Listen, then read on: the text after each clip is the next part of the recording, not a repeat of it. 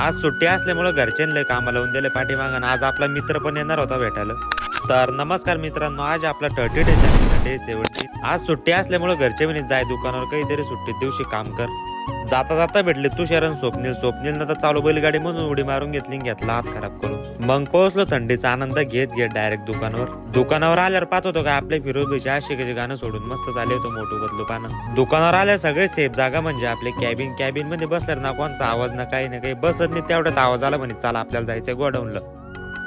फिरोज म्हणे चाल गोडाऊनला, ड्रायव्हर म्हणून सामान आणून घेऊ. दुकानातलं काही सामान संपलं, डबल जमत नाही म्हणे सोमवारी जाणं. जे काय घ्यायचं ते घेतलं. नंतर आलो आम्ही दुकानावर. संध्याकाळी आलो जिमला. आपला मित्र कमी वेळात ड्युटीला लागला होता, त्याच्यानंतर ते आला भेटायला लय दिवसानंतर जिमला. तेवढ्यात आपला धम्मा भाई आला ओरडत म्हणे चालू ट्रॅक्टरला लटकून मी तुमच्या करता ऊस तोडून आणले म्हणे, खा म्हणे आता मस्त बसून. आपला मित्र नवीन वर्ष लागल्यापासून जिमला काही आला नव्हता का कमबॅकचा विचार धरून आला, इतकं वर्कआउट करू आला. नंतर आम्ही गेलो गावामध्ये, कारण आता मित्राला इतकं वर्कआउट करायचं म्हणजे डाएट प्लॅन तर काही ना काही घ्यावं लागेल ना. आज सुट्टी असल्यामुळे आपल्या दिवसभरात काही असंच घडलं. जे पण घडलं व्हिडिओच्या माध्यमातून स्पष्ट केलं. व्हिडिओ आवडला असेल तर तुमच्या भावाला लाईक आणि फॉलो करून घ्या.